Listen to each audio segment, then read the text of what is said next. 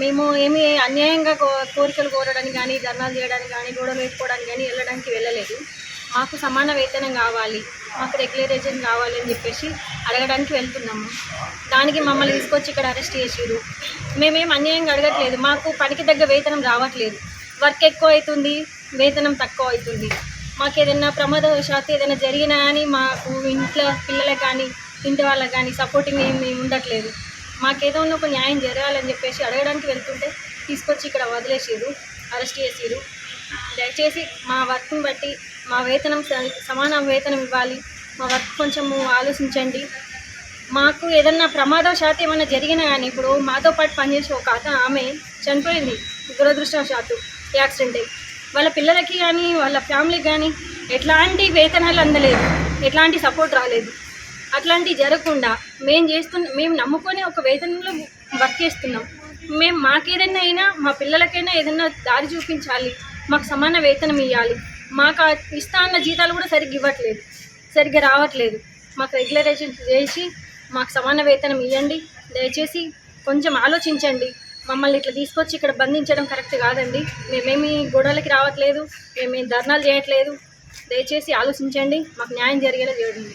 ASHA workers మా సమస్యల నిమిత్తము మేము హైదరాబాద్కు వెళ్తుండగా మాకు ఇంటి దగ్గరికి వచ్చి మమ్మల్ని అరెస్ట్ చేసిండ్రు.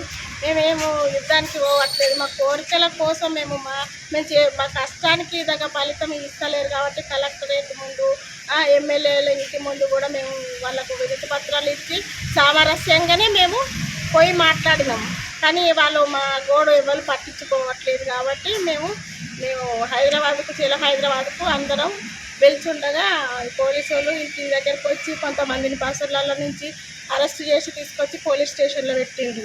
మేమేమో దోపిడీలకు పోతలేదు, దొంగతనానికి పోతలేము. మేము ఎందుకంటే మా కష్టానికి తగ్గ ఫలితము, మేము చేసే పనికి తగ్గ పారితోషికము ఇస్తాను కాబట్టి ఫిక్స్డ్ వేతనం కావాలి. అదనపు పనిభారం పడుతుంది మా మీద కాబట్టి ఆ పనిభారం తగ్గాలని మేము కనీసం న్యాయమైన కోరికల కోసమే వెళ్తాను. కానీ మేమేమో అన్యాయంగా చేయడానికైతే వెళ్ళట్లేదు. దీనికి మేమేదో పెద్ద ఇది చేసినట్టు మమ్మల్ని అరెస్ట్ చేయడము.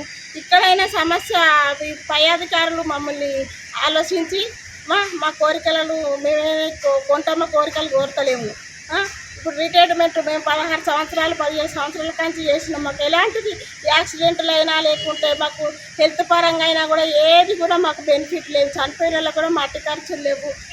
రిటైర్డ్ అయినా కూడా మాకు రూపాయి అనేది లేదు, ఏవి లేవు. కాబట్టి మాకు న్యాయమైన కోరికలు మేము ప్రభుత్వాన్ని అడుగుతున్నాం అంతే తప్పితే మేము మమ్మల్ని అరెస్ట్ చేసి మమ్మల్ని ఇబ్బంది పెట్టవలసిన అవసరం అయితే లేదు.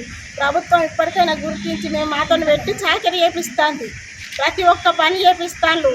పారితోషికం లేని పనులు కూడా చాలా చేపిస్తాను. కాబట్టి దాని గురించే మేము హైదరాబాద్కి వెళ్ళి మేము మొరబెట్టుకోవడానికే వెళ్ళినాం. కానీ మేము దౌర్జన్యానికి వెళ్ళలేదు.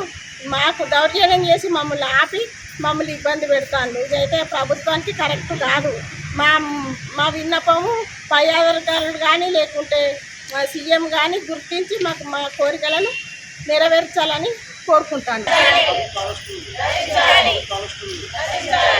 అసలైన తొలి వెలుగు. ఫాలో వాట్సాప్ @తొలి వెలుగు official.